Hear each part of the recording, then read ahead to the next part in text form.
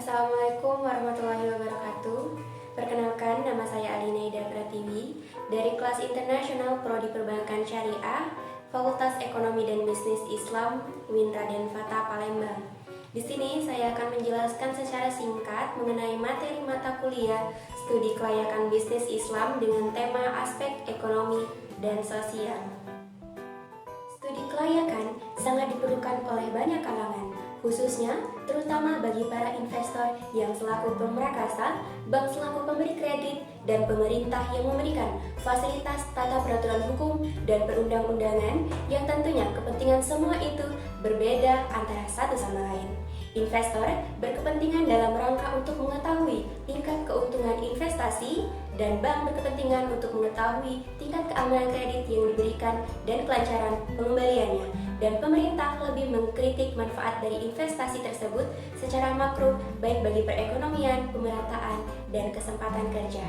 Kemudian, mengingat bahwa kondisi yang akan datang dipenuhi dengan ketidakpastian, maka diperlukan pertimbangan-pertimbangan tertentu karena di dalam studi kelayakan terdapat berbagai aspek yang harus dikaji dan diteliti.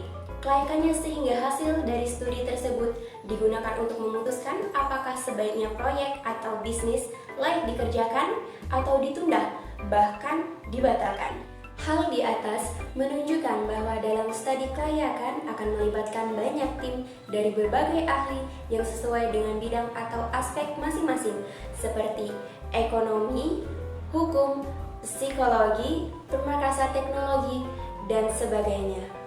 Kemudian, studi kelayakan biasanya digolongkan menjadi dua bagian yang berdasarkan pada orientasi yang diharapkan oleh suatu perusahaan, yaitu berdasarkan orientasi laba yang dimaksud adalah studi yang menitik beratkan pada keuntungan yang secara ekonomis dan orientasi, tidak pada laba sosial yang dimaksud dalam studi ini menitik beratkan suatu proyek tersebut bisa dijalankan dan dilaksanakan tanpa memikirkan nilai atau keuntungan ekonomis.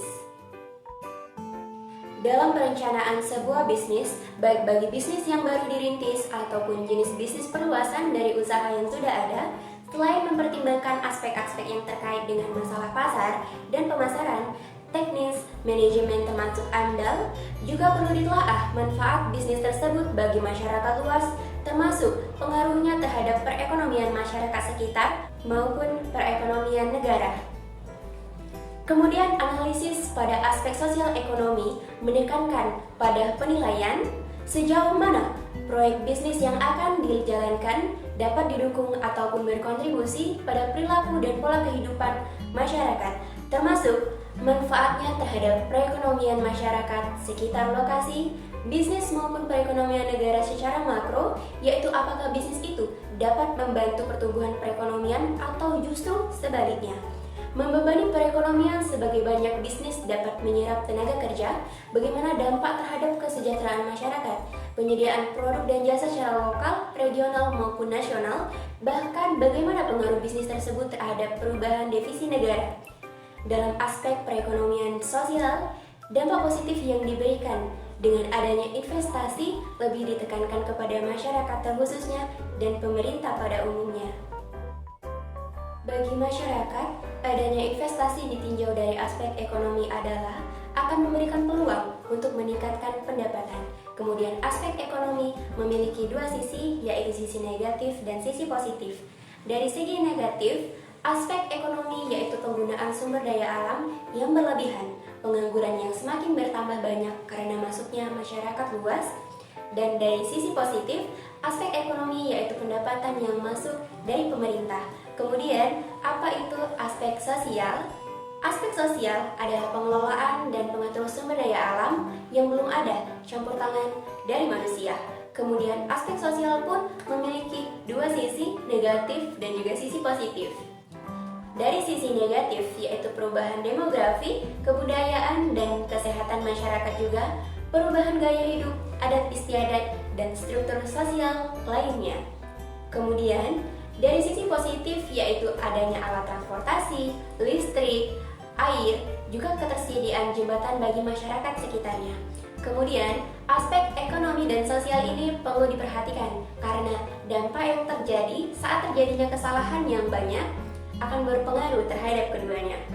Diharapkan, aspek ekonomi dan sosial lebih banyak memberikan keuntungan daripada kerugian apabila berdirinya sebuah usaha atau suatu proyek. Aspek sosial dan ekonomi merupakan suatu pengaruh yang akan terjadi dengan adanya perusahaan, khususnya di bidang perekonomian masyarakat dan bidang sosial kemasyarakatan. Dan setiap usaha yang dijalankan akan memberikan dampak positif dan negatif bagi berbagai macam pihak. Bagi masyarakat, adanya investasi ditinjau dari aspek ekonomi yang memberikan peluang untuk meningkatkan pendapatan. Sedangkan bagi pemerintah akan memberikan pemasukan berupa pendapatan bagi pemerintah maupun pemerintah daerah. Kemudian, dalam aspek ekonomi dan sosial perlu ditelaah kembali pemberdayaan suatu proyek atau usaha yang akan memberikan manfaat secara ekonomi dan sosial kepada berbagai macam pihak ataupun sebaliknya.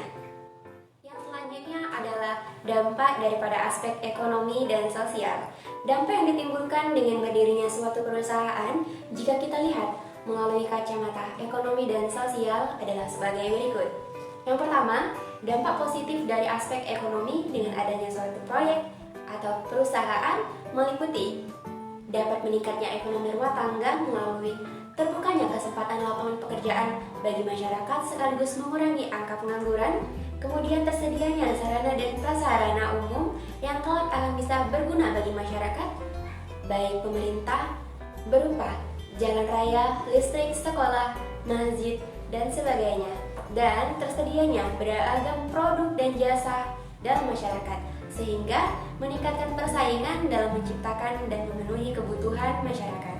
Kemudian yang kedua, menggali, mengatur, dan menggunakan ekonomi sumber daya alam melalui penggunaan lahan yang efisien dan efektif, peningkatan nilai tambah sumber daya alam, pembangkitan lahan yang tidur, dan meningkatkan sumber daya alam yang belum terjamah, serta pemilikan dan perusahaan sumber daya alam yang teratur.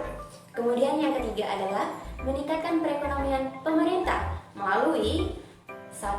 Menambahkan peluang kesempatan pekerjaan bagi masyarakat. Yang kedua, pemerataan pendistribusian pendapatan.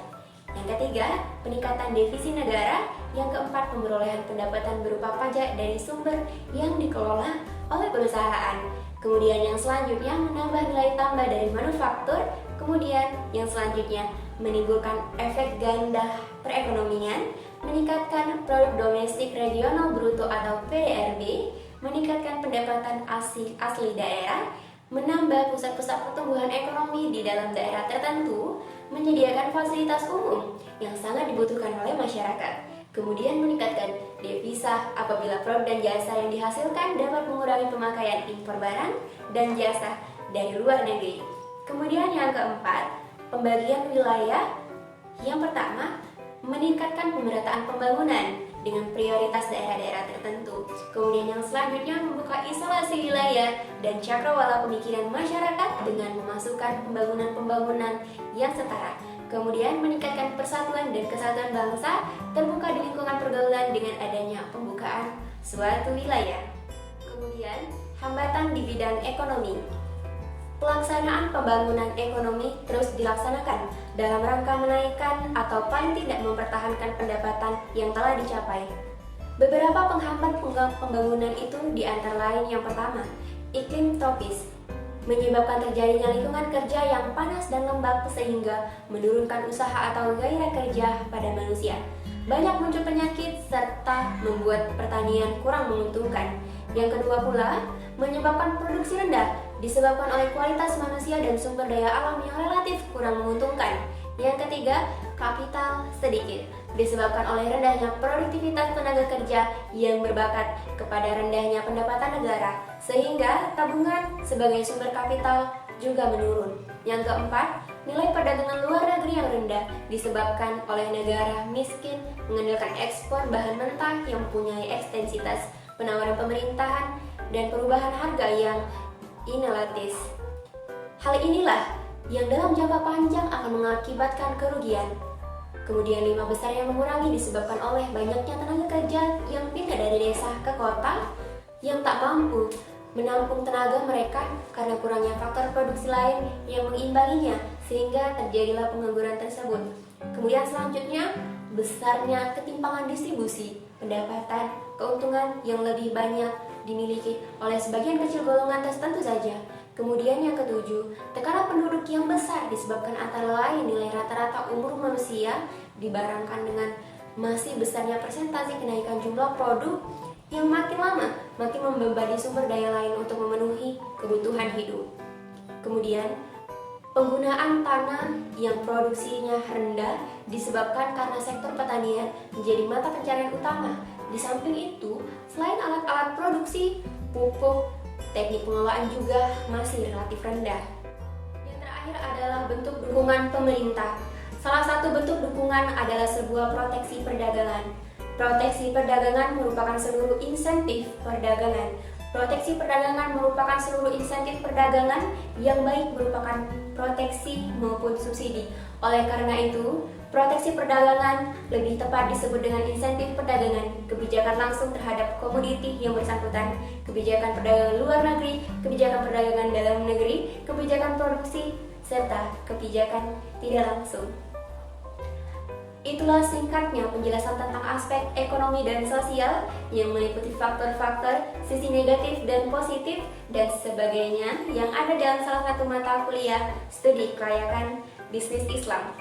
Saya yakin apa yang saya sampaikan dapat bermanfaat. Terima kasih atas perhatiannya. Wassalamualaikum warahmatullahi wabarakatuh.